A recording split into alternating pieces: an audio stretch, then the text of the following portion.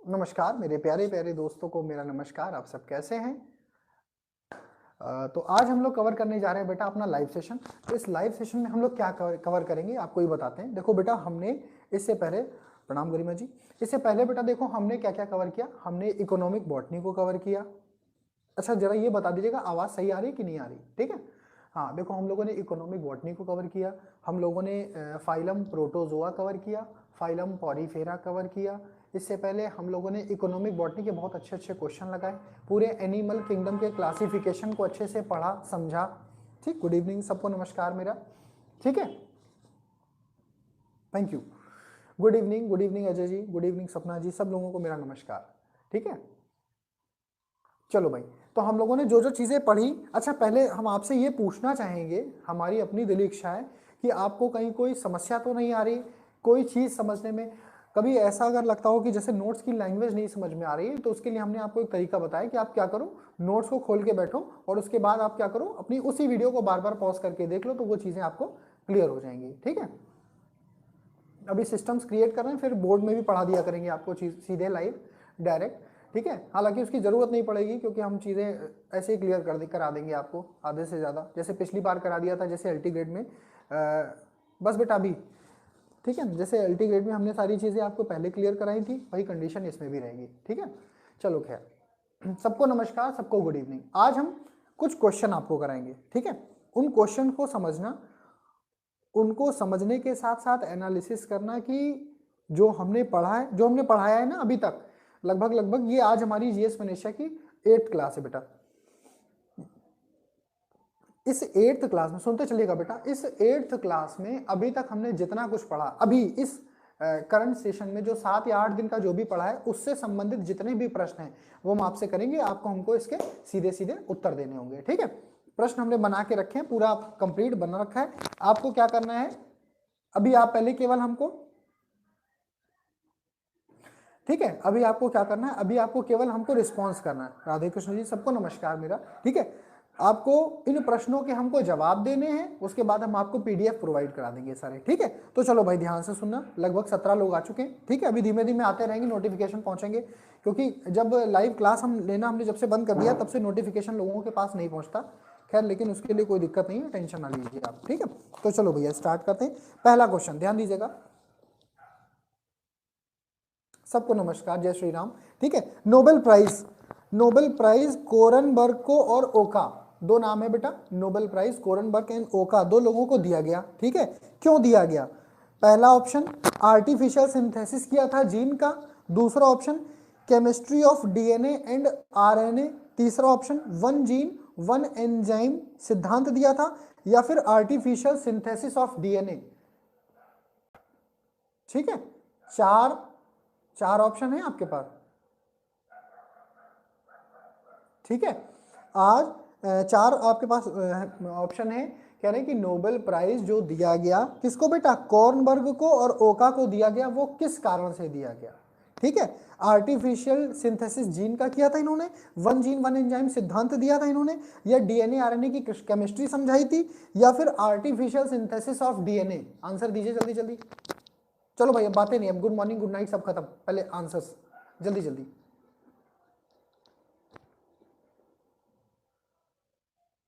हाय राम, प्रीति जी, पहली live class का पहला प्रश्न गलत हो गया। ठीक है, गलत हो गया बेटा, आंसर अभी नहीं। अच्छा पहले आप सब लोग बता दीजिए, सब लोग बताओ जल्दी जल्दी भाई आंसर। पंकज पंत जी ने बिल्कुल सही आंसर दिया, आंसर इज डी।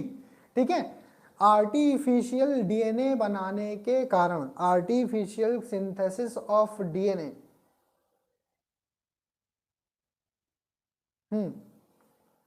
ठीक है, हाँ आर्टिफिशियल डीएनए, चलो कोई बात नहीं प्रीति जी, कोई बात नहीं।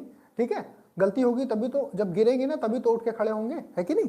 चलो तो नोबेल प्राइज जो कोर्नबर्ग और ओका को दिया गया था, वो आर्टिफिशियल सिंथेसिस ऑफ डीएनए के लिए भी दिया गया था। ठीक है, कोई बात नहीं, जिससे क्वेश्चन छूट गया है कोई बात नहीं, फिर से सुन लो बस। ठीक है, कि नोबेल प्राइज दिया गया कोर्नबर्ग और ओका, कोरेनबर्ग या कोरेनबर्ग एंड ओका को दिया गया Nobel prize for what? They are the Nobel laureates for what? Because they invention नहीं कह सकते इसको, ये कह सकते हो दे सर्च फॉर या they research for artificial synthesis of DNA. ठीक है, बात समझे कि नहीं? बिल्कुल बात करेंगे, बिल्कुल बात करेंगे, प्रियंका जी बात करेंगे जी, बिल्कुल। चलिए, manipulation of DNA in genetic engineering became possible due to manipulation, ध्यान दीजिएगा, manipulation of DNA in genetic engineering, genetic engineering किसमें? डीएनए में मैनिपुलेट हो पाई, मतलब संभव हो पाई, किसके कारण? नंबर 1 प्राइमेस के कारण, नंबर 2 ट्रांसक्रिप्टेज के कारण, नंबर 3 डीएनए लाइगेज के कारण, और नंबर 4 रेस्ट्रिक्शन एंडोन्यूक्लियस के कारण। उत्तर दीजिए बेटा। अभी किसी ने क्लासेस को लाइक नहीं किया, ये गलत बात है, लाइक का बटन दबाइए खड़ाक से, ठीक है। Manipulation of DNA in genetic engineering became possible, manipulation of DNA, हाँ। चलिए अभी बताते हैं, सब लोग आंसर दीजिए जल्दी जल्दी, पहले थोड़ा सा सब लोग आंसर दे दें, उसके बाद हम रिस्पॉन्स करें।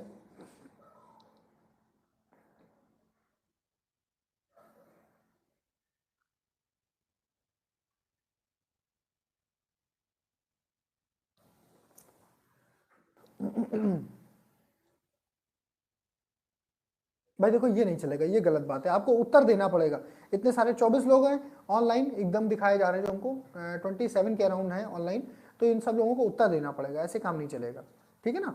चलो भाई हम बताए देना आपको, पंकज जी ने आंसर सही दिया, आरती जी ने आंसर सही दिया, दैट इज रेस्ट्रिक्शन एंडोन्यूक्लियस।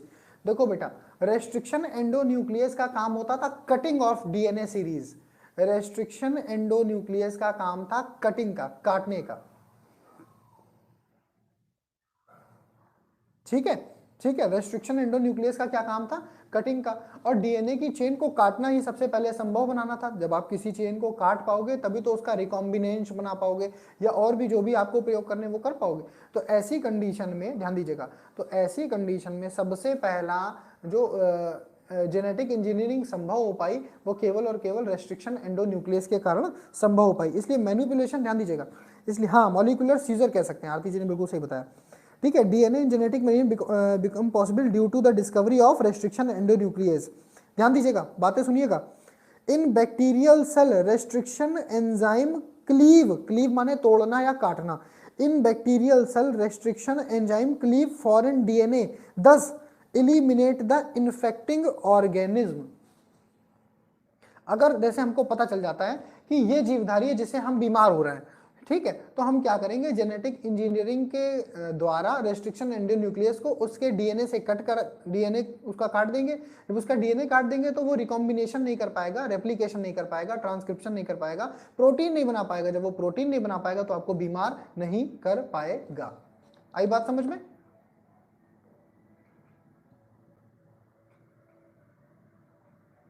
ठीक है, ठीक, चलो भाई आगे बढ़ते हैं। Recombinant DNA technology is related with, what is recombinant DNA technology? ध्यान दीजिएगा, recombinant DNA technology is related with, first option Charles Darwin, next Stanley Cohen, third Herbert boy, और चौथा बोथ 2 and 3। आंसर दीजिए। Recombinant DNA technology is related with Charles Darwin, Stanley Cohen, Herbert boy, fourth is both 2 and 3।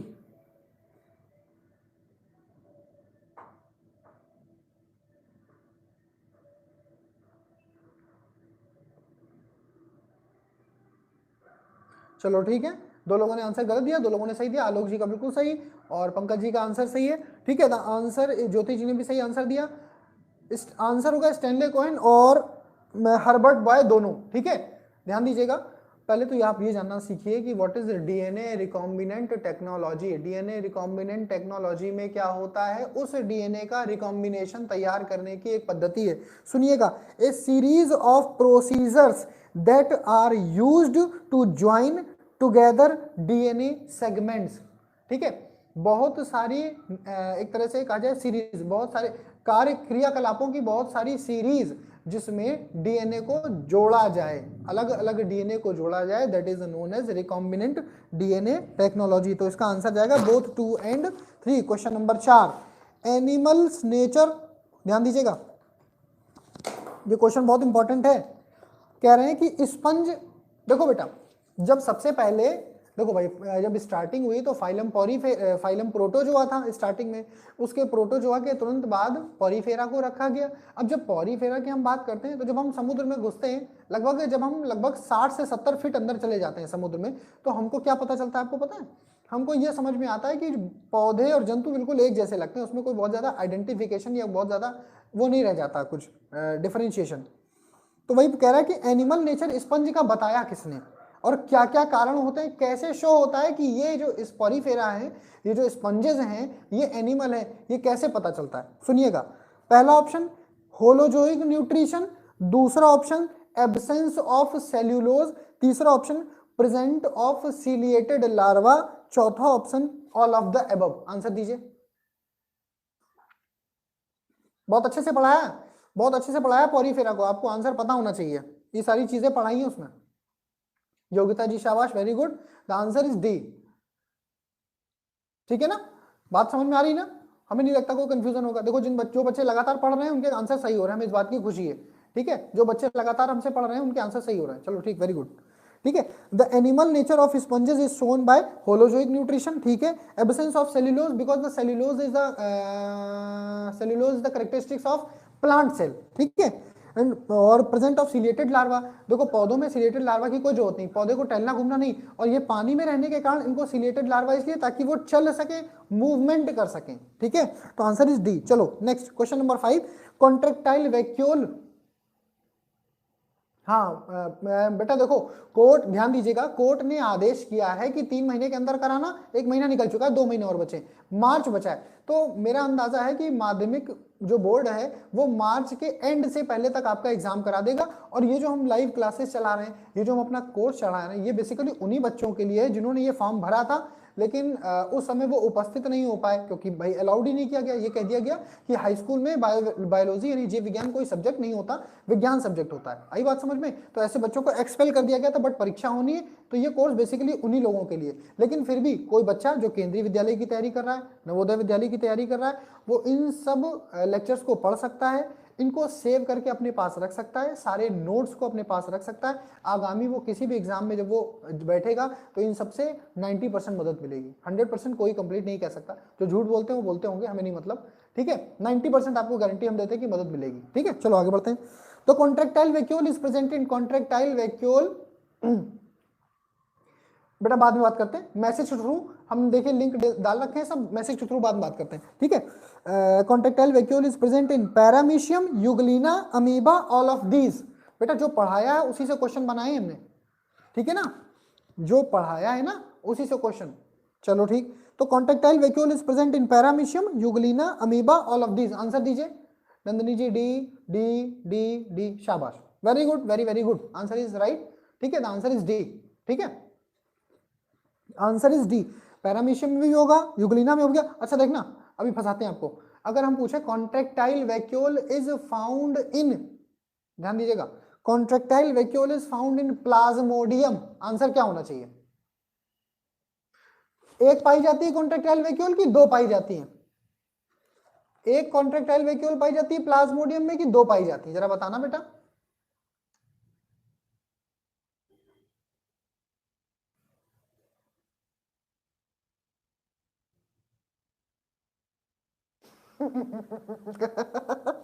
देखा, हमने थोड़ा सा मूर्ख बनाया, अब तुरंत मूर्ख बन गए।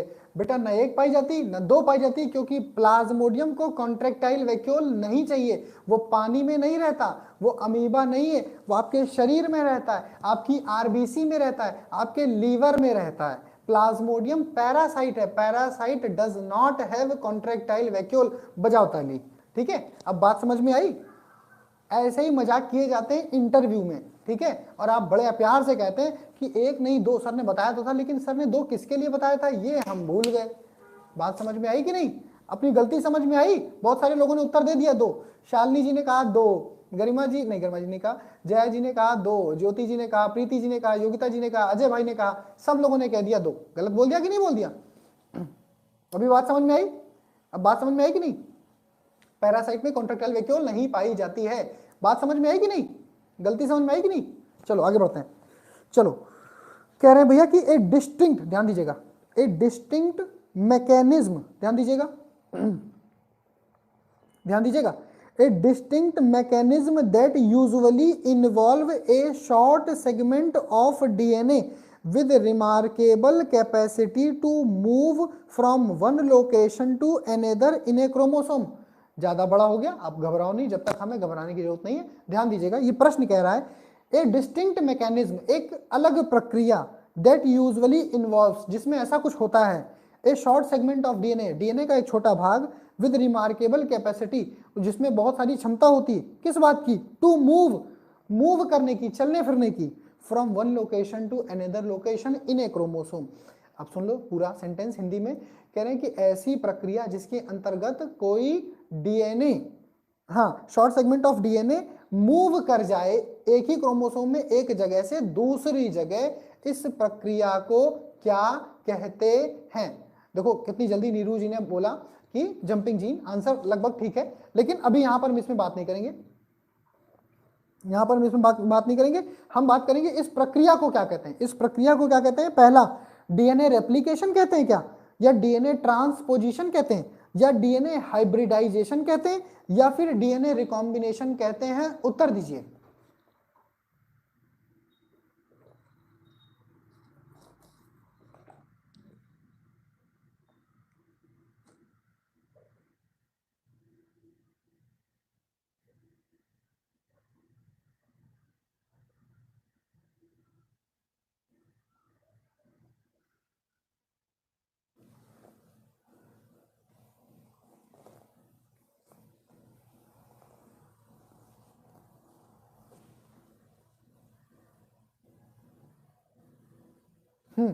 ठीक है, अब सुन लो, काफी लोगों ने सही उत्तर दिया, काफी लोगों ने गलत उत्तर दिया। The answer is DNA transposition.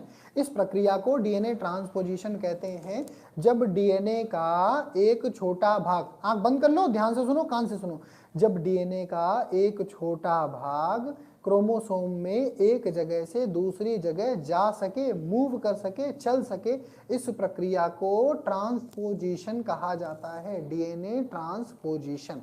ठीक है, उत्तर समझ में आया, रिकॉम्बिनेशन नहीं बेटा, बात समझ में आई। ठीक, आगे चलो। हीमोसील इज फाउंड इन, ध्यान देना बेटा, haemocoel is found in, haemocoel किसमें पाई जाती बेटा, हमने जो प्रोटोजोआ पढ़ाया था, जो उन्होंने ऑनलाइन बैच ज्वाइन किया उनको हमने प्रोटोजोआ पढ़ाया था, तुम्हें बड़ा स्पष्ट बोला था कि हीमोसील दो फाइलम में पाई जाती है, आर्थ्रोपोडा और जल्दी बताओ, जल्दी बताओ, जो रेगुलर पढ़ रहे हैं उनको सारी चीजें याद होनी चाहिए, नहीं उठा पटक देंगे एक आध को। ठीक है, हाँ शाबाश, वेरी गुड, शाबाश। ठीक है, बात समझ में आ गई ना। तो एक तो हो गया मोलस्का और एक हो गया आर्थ्रोपोडा। आर्थ्रोपोडा और मोलस्का में हीमोसील, सिलेंट्रेटा कहां से आ गया बच्चा, यहाँ तो कैविटी नहीं, तुम कहां से कैविटी ले आए, यहाँ पर कैविटी है ही नहीं। ठीक है, आर्थ्रोपोडा एंड मोलस्का। अब ध्यान दीजिएगा, जिसको ये बात, ये कॉन्सेप्ट पता है वो ये आंसर को हल कर लेगा। Haemocoel is found in Hydra and Aurelia, Aurelia is jellyfish. दूसरा टीनिया और एस्केरिस।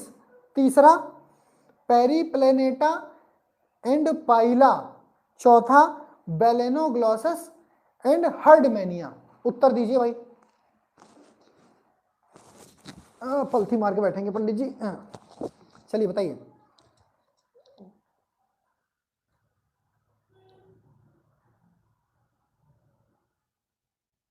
हाँ क्वेश्चन रिपीट कर दे रहे हैं, जिसको कंफ्यूजन है टेंशन ना लेना, हम दोबारा से बोले दे रहे हैं, फिर से बोले दे रहे हैं। हाँ कुछ लोगों ने आंसर सही बता दिया धीमे से। ठीक है, haemocoel is found in, haemocoel is found in Hydra and Aurelia, दो दो के पेयर बनाए गए, Hydra and Aurelia, Taenia and Ascaris, Periplaneta and Pila and Balanoglossus and Herdmania. Answer दो। ठीक है, देखो आंसर सही आने लगा। पेरीप्लेनेटा अमेरिकाना मतलब आर्थ्रोपोडा, मतलब कि तिलचट्टा, मतलब कि कॉकरोच। ठीक, और दूसरा उसके बाद हमने क्या बोला, पाइला। पाइला क्या होता है, घोंगा, स्नेल, ये सब मोलस्का में रखे जाते हैं। तो आंसर क्या आ जाएगा बेटा, पेरीप्लेनेटा एंड पाइला। चलो भैया क्वेश्चन नंबर 8, बहुत प्यारा क्वेश्चन ढूंढ के लाए आपके लिए, मजा आ जाएगा, सुनिएगा।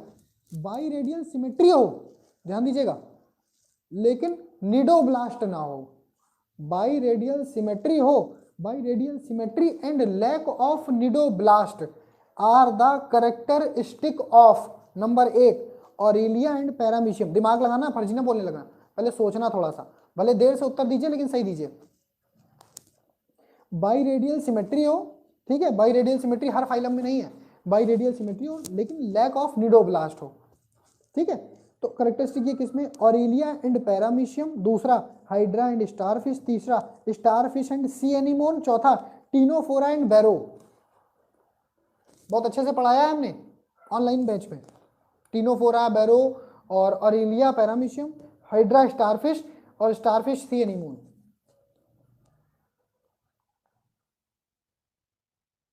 अब आपसे गलती कहाँ हुई बताएं आपको, सारे बच्चे जो इकाइनोडर्मेटा दे रहे हैं वो रेडियल सिमेट्री से बाई रेडियल को मैच कर रहे हैं, भैया गलती हो गई, ठीक है।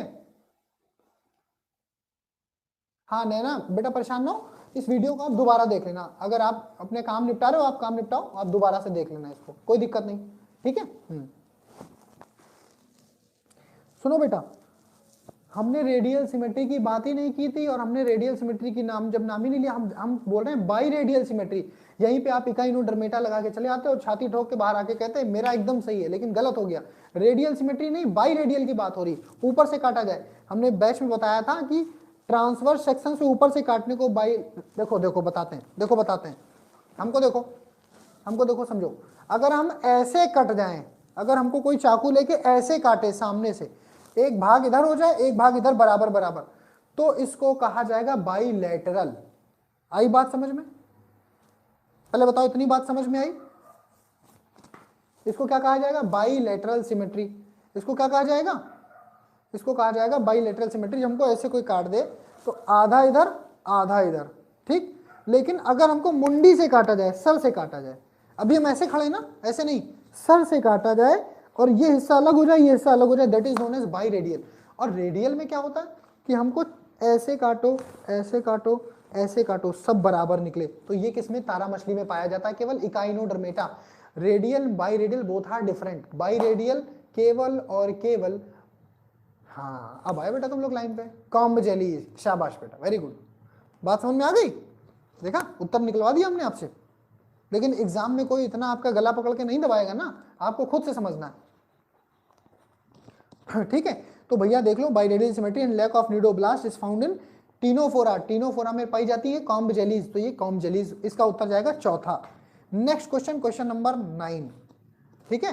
क्वेश्चन नंबर 9 क्या कह रहा है, द कॉटन थ्रेड, सुनिएगा ध्यान से, the cotton thread fibre are fibre, cotton thread जो कॉटन है, जो कपास है, ये कहां से निकलते हैं, ये इंटरनल हेयर है, ध्यान दीजिएगा इतनी बढ़िया क्वेश्चन है ये, इंटरनल हेयर है कि एक्सटर्नल हेयर है, पहली बात, फ्रूट हेयर है कि सीड हेयर है, दूसरी बात। यहां पे 4 ऑप्शन बना दिए धीमे से, the cotton thread fibre are fibre taken out of stem, या इपिडर्मल हेयर ऑफ सीड, या इपिडर्मल हेयर ऑफ फ्रूट, या fibres taken out from root. उत्तर दीजिए, फिर से सुनिए और उत्तर दीजिए, प्रश्न को 2 बार सुन लिया करिए, हम इसलिए चिल्ला रहे थे जोर जोर।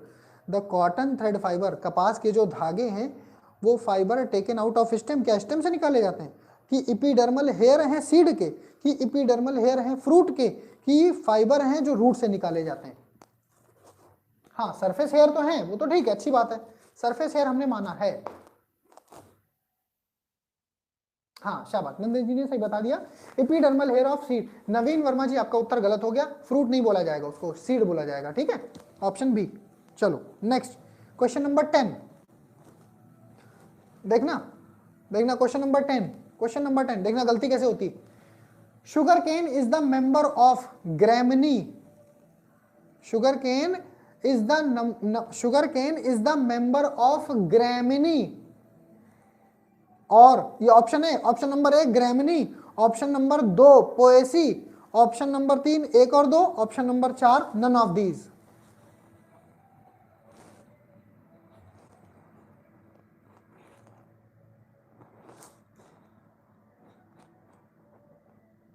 देखो नीरू कोटा, नीरू जी ने तुरंत ए लगा दिया, उत्तर गलत हो गया। बस यही, हमको जल्दबाजी नहीं मचानी ना, हमको पहले ये पूरा प्रश्न पढ़ना है, चारों ऑप्शन देखने। भैया वो बच्चे, ध्यान दीजिएगा मेरी बात को, वो बच्चे जो बहुत तेज होते हैं ना वो जल्दी सेलेक्ट नहीं होते, ध्यान दीजिएगा मेरी बात को, जो बहुत तेज होते हैं ना वो जल्दी सेलेक्ट नहीं होते। पोएसी और ग्रेमनी एक है, लेकिन हम उस समय जोश में होते हैं और पहला देखेंगे, आगे देखेंगे नहीं, लगा चले आएंगे। एक इतना सड़ा क्वेश्चन और हम गलत करके एक नंबर पीछे, यानी कम से कम 4000 रैंक नीचे हो गए। एक क्वेश्चन पे 4000 की लड़ाई होती है, समझे? टीजीटी एलटी ग्रेड में एक क्वेश्चन पे 4000 रैंक ऊपर नीचे होती है। आई बात समझ में? मेरी बात आप समझ रहे हो कि नहीं? 3 से 4000 लोगों की टक्कर होती है सीधे सीधे। तो answer is A and B both. ठीक है, चलो भैया क्वेश्चन नंबर 10 हो गया। नेक्स्ट आगे बढ़ते हैं।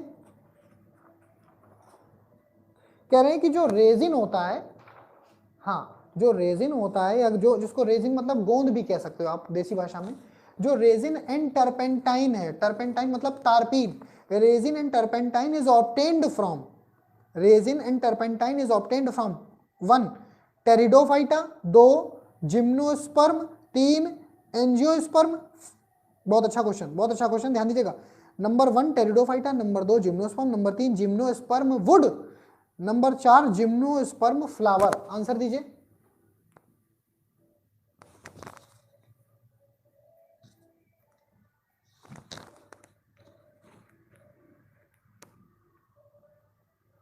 शाबाश, ठीक है। The answer is gymnosperm wood. लकड़ी से, किससे निकाला जाता है बेटा? Would say. ठीक है, चलो पता है आपको, कोई इसमें खास बहुत ऐसा नहीं कि बहुत कोई नई चीज हम आपको बता दी हमने। इकोनॉमिक बॉटनी याद करके जानना अच्छे से। इकोनॉमिक बॉटनी से पिछले 3 साल में कभी 3 क्वेश्चन, कभी 4 क्वेश्चन, कभी 5 क्वेश्चन, इकोनॉमिक बॉटनी और इकोनॉमिक जूलॉजी दोनों। जब इकोनॉमिक बॉटनी और जूलॉजी को मिला दोगे तो 10-10 क्वेश्चन पूछे जाते हैं। एगार एगार किससे प्राप्त होता है? आइसक्रीम किससे बनाई जाती है? लेमिनेरिया क्या है? केल्प क्या है? सैरगैसम क्या है? मच्छर की दवा किससे बनती है? क्विनोन क्या है? दुनिया भर की नौटंकी।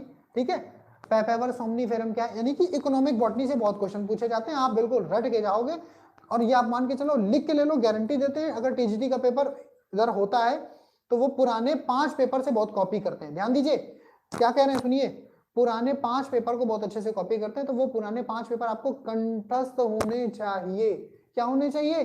कंठस्थ। चलो भैया question number 12, question number 12। Gene cloning, यानी cloning of a gene is a process where, जो जीन की क्लोनिंग होती है वो जो प्रोसेस है जहां पर क्या होता है? Option number 1 gene is cloned in an animal, option number 2 fragment of DNA are transferred from one generation to another, usually carried on the DNA vector, option number 3 fragment of DNA cloned in the same organism using carrier, और चौथा DNA is cloned in plant। कह रहे हैं कि gene cloning क्या है? ये क्या पूछ रहे हैं आपसे सीधे सीधे कि जीन की जो क्लोनिंग है उसे क्या कहते हैं? What is gene cloning? तो जीन की क्लोनिंग क्या है? तो gene is cloned in an animal, simple लिख दिया। एक बात तो पहले ये दिमाग लगा दो, जो सबसे ज्यादा बड़ा लिखा होता है उत्तर वही होता है, ज्यादातर, हमेशा नहीं। जिसमें बहुत ज्यादा आपको समझाने का प्रयास किया गया उत्तर अक्सर वही होता है। अगर क्वेश्चन में ज्यादा 4 ऑप्शन है तो जो सबसे बड़ा होता है वही उत्तर होता है। अगर आपको तुक्का लगाना तो इस विधि से आप लगा सकते हो। ठीक है, तो कह रहा है fragment of DNA are transferred from one generation या one organism to another organism carried out on a DNA vector. आई बात समझ में? तो आंसर हो गया यही। कुछ इसमें नई बात नहीं थी। क्लोनिंग जीन हम सब पढ़ा देंगे जब हम आपको बायोटेक्नोलॉजी पढ़ाएंगे, तो ये सारी चीजें, अच्छा ऐसे ही लगा है, गुड। ठीक है, जब हम आपको बायोटेक्नोलॉजी पढ़ाएंगे तो सब चीजें पढ़ा देंगे। बस लास्ट के 2 क्वेश्चन थोड़ा सा साथ और दीजिए, आधे घंटे हम लोग पढ़ चुके हैं। थोड़ा सा ध्यान देना, ये आपको दिख नहीं रहा है ना, तो हो सकता है आपसे गलती भी हो जाए। अगर हम इसमें बोर्ड पे आपको लिख के दिखाएंगे तो हो सकता है वो आपको उल्टा दिखे। ठीक है, क्योंकि फ्रंट कैमरे से लाइव पे ही आ सकते हैं, उससे आएंगे तो हमें आपके जवाब नहीं दिखेंगे। सुनना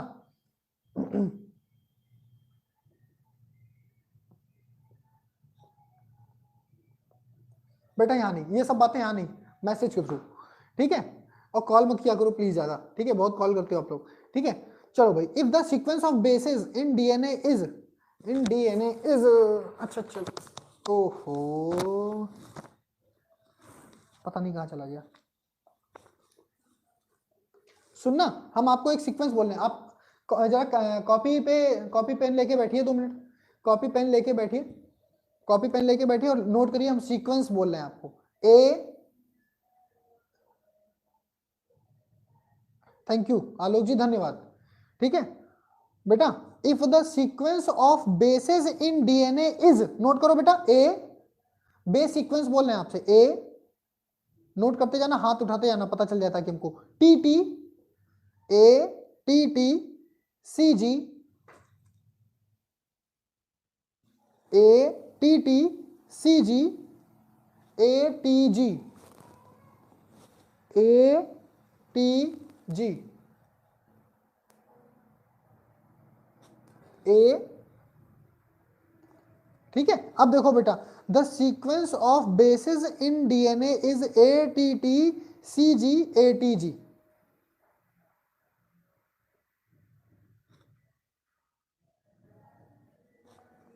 ठीक है बेटा। सुनना, ऐसी कंडीशन में क्या होता है, अब हम आपको ये बताना चाहते हैं बेटा, जब इसका देखो, हमने आपको जब पढ़ाया था तो हमने आपको ये बताया था बेटा, ठीक है, जब हमने आपको पढ़ाया था तो ये बताया था बेटा कि ए हमेशा डबल हाइड्रोजन बॉन्ड के माध्यम से टी से जुड़ता है और जी हमेशा ट्रिपल बॉन्ड के माध्यम से सी से जुड़ता है। ठीक है ना, आई बात समझ में। जब हमने आपको डीएनए जीन जीनोम पढ़ाया था तो बड़ा स्पष्ट बताया था कि जब बेस शुगर फॉस्फेट, जब ये तीनों का एक, ठीक है,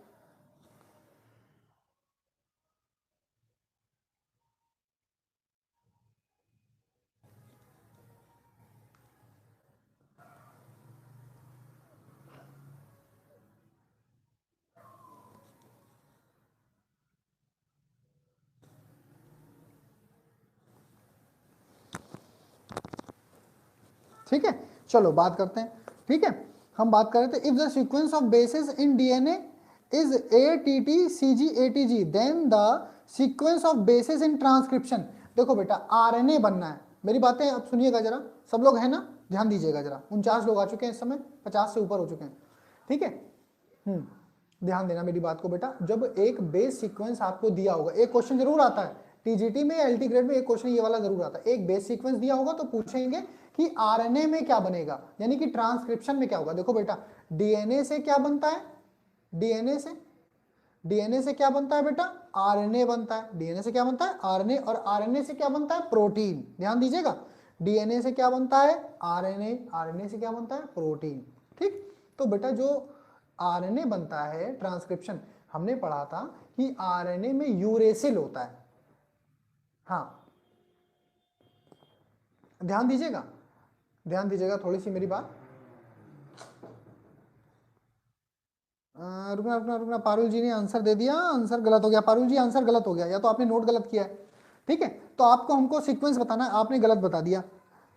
देखो फिर से सुन लो, जिन लोगों ने बताया गलत, दो लोगों ने बताया, दोनों ने गलत बताया। फिर से सुनो, फिर से सुनो, A T T, C G, A T जी।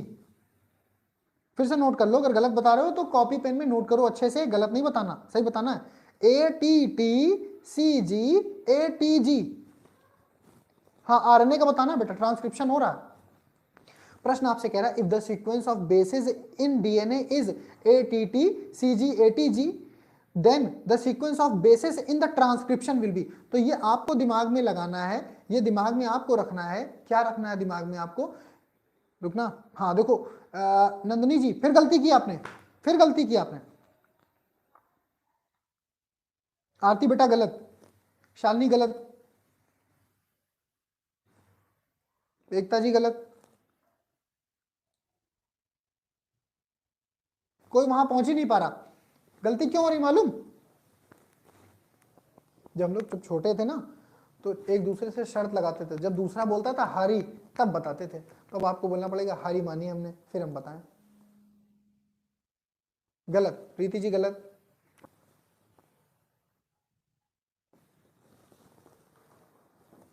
एक तो मेरा मार्कर मेरे पास नहीं है।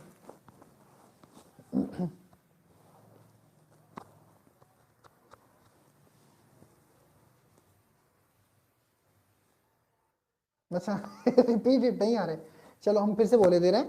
ए टी टी,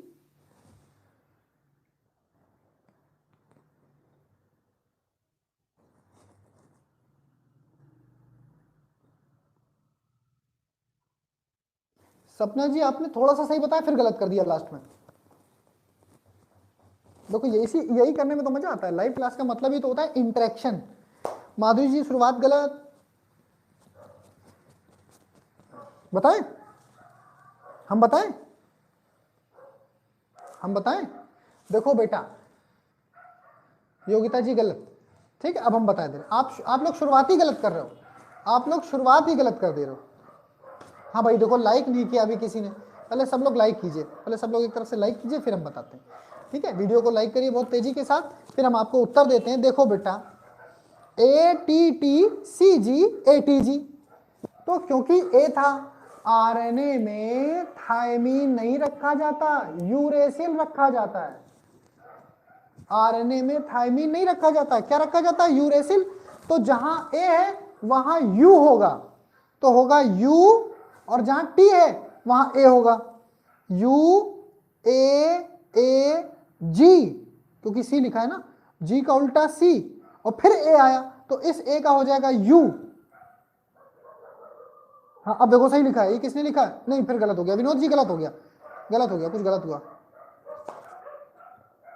ठीक है। तो होगा UAAGCUAC,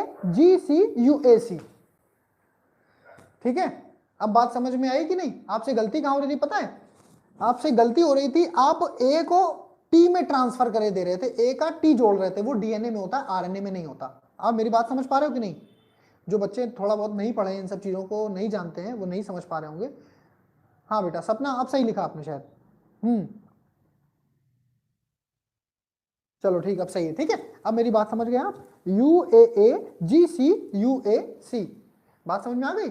जहां पर आप ए को टी से जोड़ रहे थे वो गलत हो रहा था, क्योंकि प्रक्रिया आपसे कही गई है ट्रांसक्रिप्शन, और ट्रांसक्रिप्शन में बनता है आरएनए, और आरएनए में थायमीन के बदले यूरेसिल को कंसीडर किया जाता है, ठीक है। तो जो हमारा था, if the sequence of bases in DNA is ATTCGATG, तो उत्तर क्या आएगा? UAAGCUAC। अब सीमा जी ने लास्ट में सही बताया, लेकिन अब तो बहुत लोग बता चुके हैं ठाकुर। चलो आगे बढ़ते हैं। Question number 14 and last question. बहुत अच्छे अच्छे क्वेश्चन रखे आज, बहुत सारे क्वेश्चन का रिवीजन हुआ, बहुत सारी चीजों को समझा। कह रहे हैं कि ब्लास्टोपोर, एम्ब्रियोनिक डेवलपमेंट है, कह रहे हैं कि जो ब्लास्टोपोर है gives rise to, blastopore gives, देखो क्वेश्चन छोटे छोटे हैं, लेकिन आपको फंसा के आपको गलत करा देना। चलो कोई बात नहीं, वो सही हो जाएगा, जो गलतियां हम सुधार देंगे तब तक बेटा, ठीक है।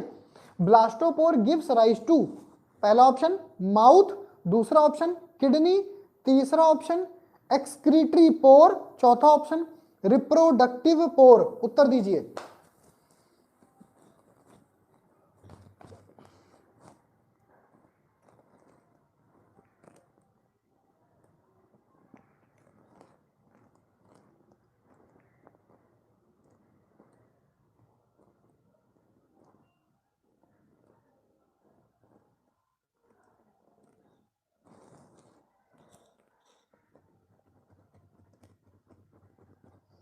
अब देखो, सबने एक तरफ से झड़ी लगा दी माउथ की, किसी ने सोचा भी नहीं कि माउथ भी है और एक्सक्रीटरी पोर भी है। इस प्रश्न का पांचवा ऑप्शन था, वो हमने बताया नहीं। The option is first and third both, क्योंकि प्रोटोस्टोम होगा तो माउथ, और ड्यूट्रोस्टोम होगा तो बेटा क्या होगा?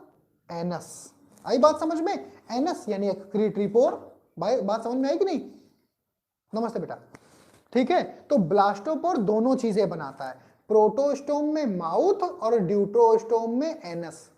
तो बोलो सत्यनारायण भगवान की जय। बात समझ में आई कि नहीं समझ में आई? ठीक है। देखो गलती करानी पड़ती ना, जब हम गलती कराएंगे ना तो आपको वो गलती उस समय एग्जाम में याद आएगी कि सर ने ये गलती कराई थी, तो इस वजह से आपको वो प्रश्न हमेशा के लिए याद हो जाएगा, ठीक है ना।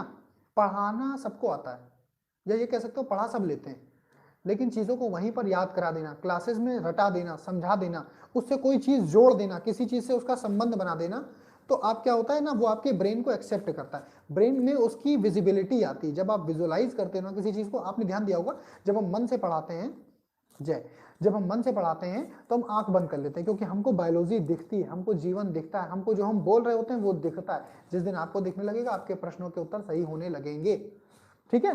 तो बात हम लोगों ने समझी। क्वेश्चन हम लोगों ने केवल 14 लगा, लेकिन ज्ञान कम से कम 140 का हासिल किया, किया कि नहीं किया? ठीक है, तो बस अच्छे से पढ़िए, मन लगा के पढ़िए। नहीं बेटा, केवल वीक में एक क्लास होगी लाइव, बाकी वही पुट आउट करेंगे केवल, ठीक है, पीडीएफ के थ्रू ही पढ़ाएंगे, ठीक है। हाँ, अगर बीच में टाइम मिलता ना तो जरूर आएंगे, अगर बीच में टाइम मिला बेटा तो जरूर आएंगे, ठीक है। समय अभाव होने के कारण हम जल्दी नहीं आ पाते, ठीक है। ठीक है, तो अच्छे से पढ़िए, मन लगाकर पढ़िए, चीज़ों को जल्दी जल्दी तैयार कर लीजिए।